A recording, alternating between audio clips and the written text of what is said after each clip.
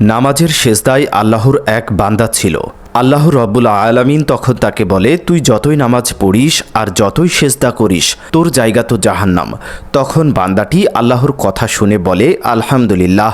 আল্লাহ তখন বান্দাকে বলল, জাহান্নামের কথা শুনে কেউ কি আলহামদুলিল্লাহ বলে?